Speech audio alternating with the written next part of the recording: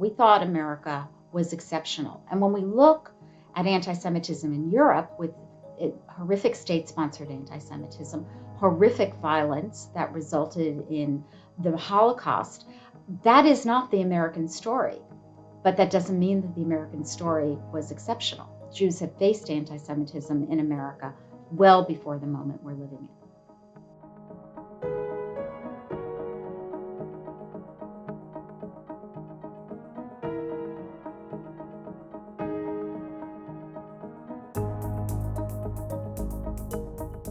Professor Pamela Nadel understands the deep roots of anti-Semitism better than most. She is the director of the Jewish Studies program at American University and is currently writing a book about the history of American anti-Semitism.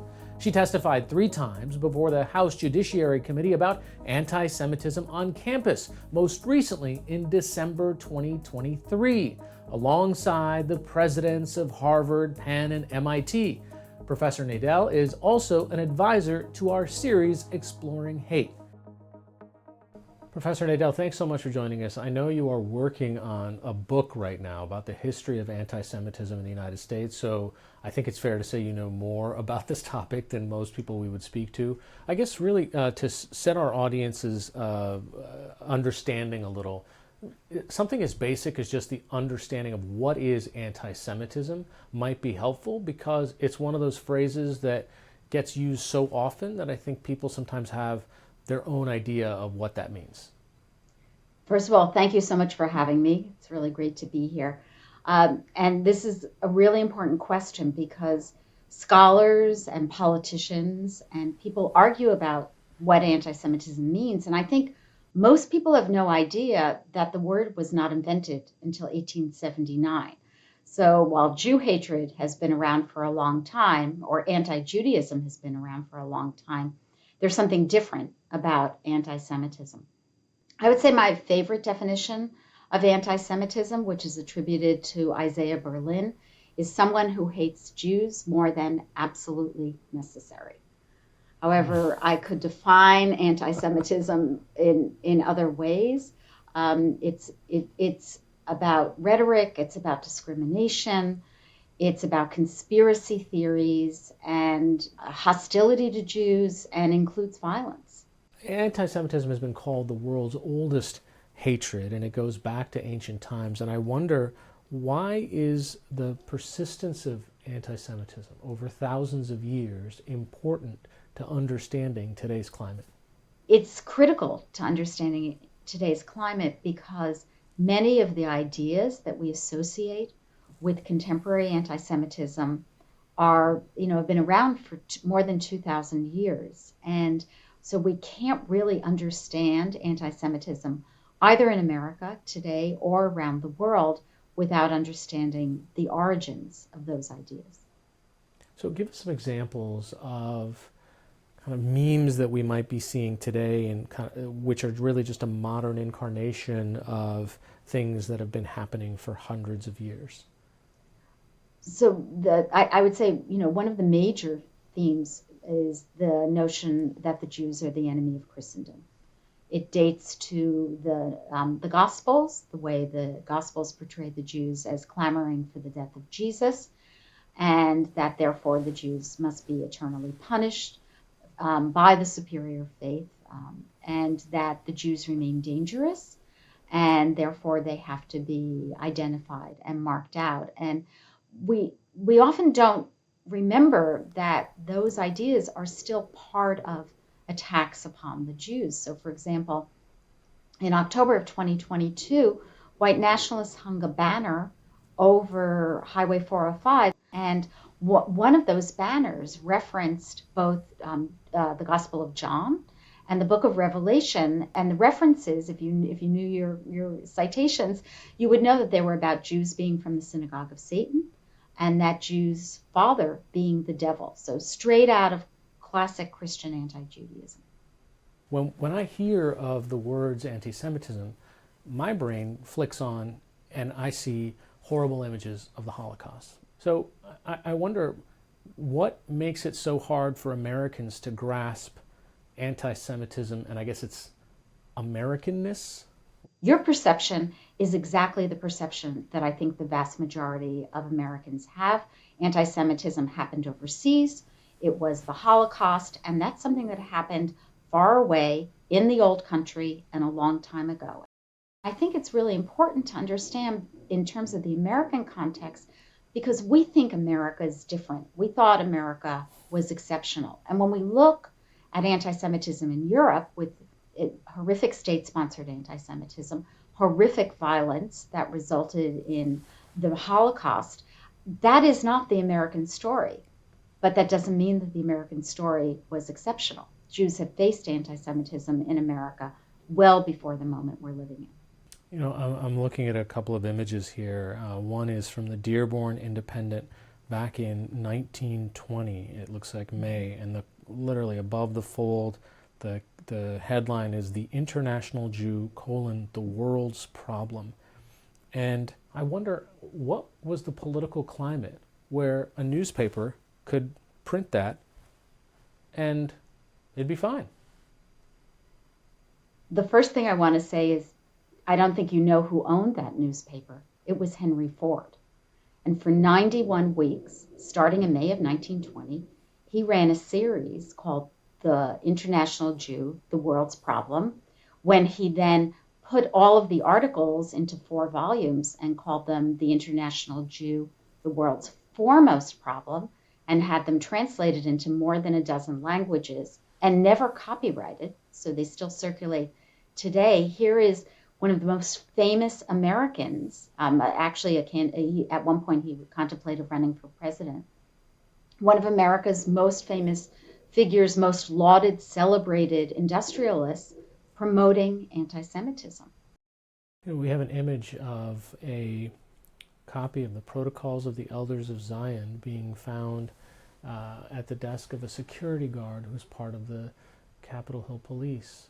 And I wonder, for people who don't know what that's about, why is that so significant in how modern conspiracies today are accelerating anti-Semitism in America? One of the differences that makes anti-Semitism unique from so many other forms of hate is the notion of these conspiracy theories, the idea that the Jews are actually secretly powerful, that they have, across the millennia, economically and politically manipulated governments.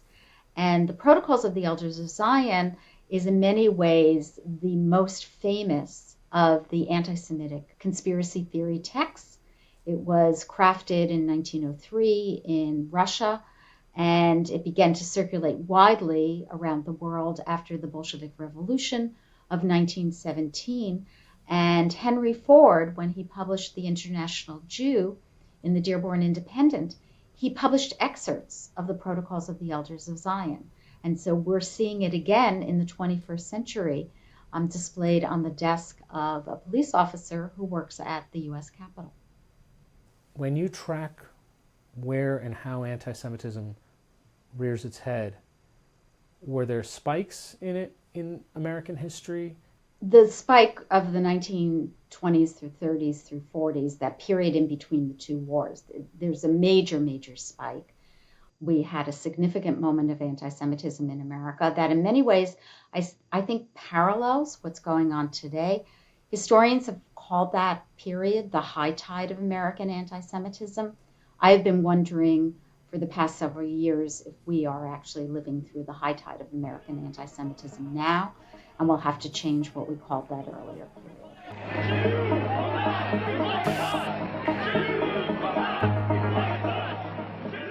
How have Jewish historians approached what's been happening in America?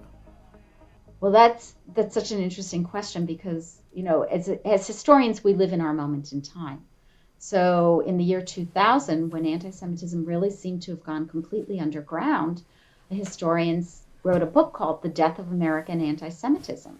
And of course, now that seems ludicrous. The conversations that I have had with members of the Jewish community since October 7th, almost every single conversation begins with, I never thought I would live in a moment like this. I never thought this would happen in my lifetime in America.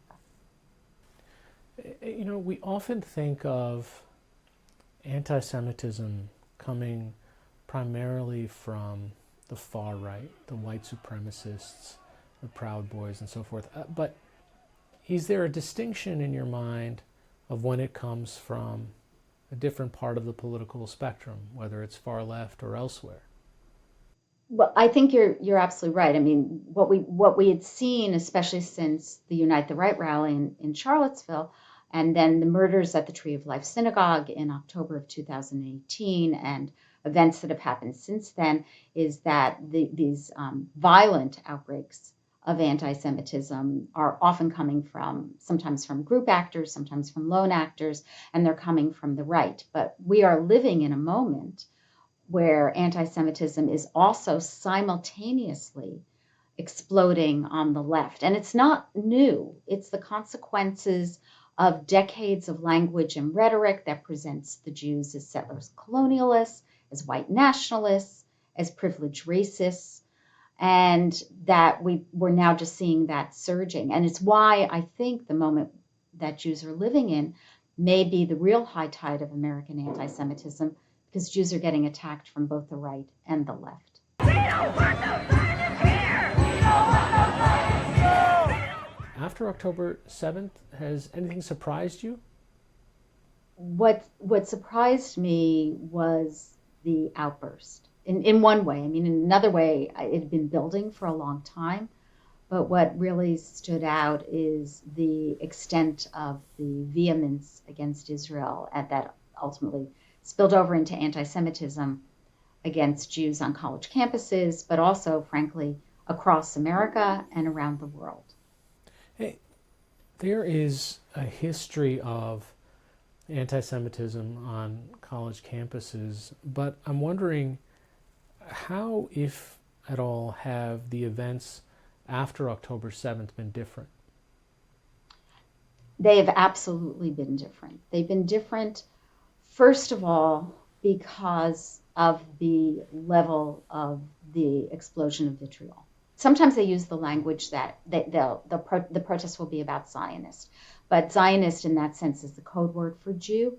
But other times the language has veered to the kinds of things that Henry Ford was comfortable publishing in the 1920s. So we have absolutely seen the sewer covers taken off of anti-Semitism, and it's just exploded, especially since October 7th. On campuses, why do you think that the Israeli-Palestinian conflict is such a flashpoint, and what role, if any, does anti-Semitism play into that? It's a huge flashpoint because campuses are primarily places where politically people are centered, or they're on the left, and the left has embraced the underdog, and the underdog clearly is the Palestinian cause. And so this has been kind of like a toxic stew in terms of the campus. And there's no question that those protests have veered to anti-Semitism when they move from yelling about Israel to yelling about the Jews. That's anti-Semitism. They're just plain and simple. This is not just a political protest. What is it that people confuse about the ideas of anti-Zionism and anti-Semitism? Because Zionism is another phrase where people think that they kind of know and they use it interchangeably in some ways, but what are they getting wrong? The first thing that I would say is that when often these targets against Zionism are really targets against the Jews, because we need to understand the centrality of Israel to Jewish identity for Jews around the world today. Israel was founded essentially to solve anti-Semitism. The people who created the Zionist movement, a 19th century nationalist political movement, they saw anti-Semitism endemic to Europe. They never looked to America. Endemic to Europe, and this was supposed to be the solution. Let the Jews return to their ancestral homeland where Jews had been living since antiquity. And instead, what has happened is that Israel has become the Jew in the world. It is attacked as the Jews have been attacked for millennia. Free speech does not permit harassment, discrimination, bias, threats, or violence in any form. You have testified in front of Congress multiple times, once in 2017. You also did just in December of last year in 2023. The most recent hearing you were part of, alongside the university administrators, was kind of universally panned as ineffective. The testimony that they gave, it led to two of them resigning their posts. What did we learn from that entire episode? I would say a couple of things. The first thing that happened is that a clip from about 5 hours went viral. That's your testimony today, calling for the genocide of Jews is depending upon the context. That is not bullying or harassment. To really understand what was going on in that episode and the concerns about higher education that were being voiced, really have to either read the testimony or watch the hearing.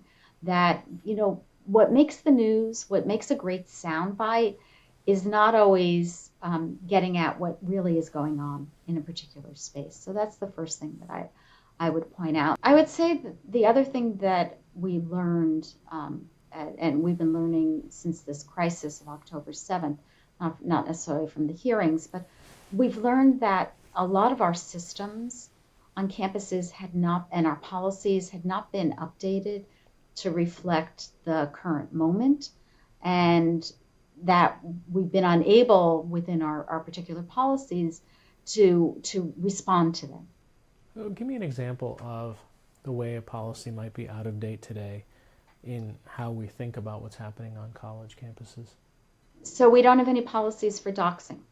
I can barely even define the word doxing, but we don't have any policies about doxing students on campus or doxing faculty on campus. We need to develop those. And so there's a lot of work currently going on about updating campus policies, really to reflect the reality of our TikTok generation. What do you say to the college students that come into your courses or want to have conversations with you about how they're thinking about this issue? Well, the first thing that I would say is I actually teach a freshman seminar called Anti-Semitism Enduring Hatred. And I will tell you about a success that I had in that class, because you may remember that on Saturday Night Live, Dave Chappelle had talked about Kanye West's anti-Semitism. And I stand with my friends in the Jewish community. And that, Kanye, is how you buy yourself some time. And I showed that clip to the students in my class. I thought we'll talk about some of the anti-Semitic ideas that are being articulated. And we're listening to the clip, and the audience for Saturday Night Live is laughing. Dave Chappelle is a really funny guy. And my class, it's absolutely dead silence. And we talked about their reaction. One of my students said, I would have laughed at that if I hadn't taken this course. So he had learned about anti-Semitism, and that's why we need education. We need education around it. Honestly, Americans don't know a whole lot about their history anyway, and this is not something that's taught. I don't believe that we're doomed to repeat the past, but we need to know history because we need to look to the past. The past informs the present. So if we don't know the past, if we don't know that anti-Semitism has existed across American history, how can we begin to respond to it now?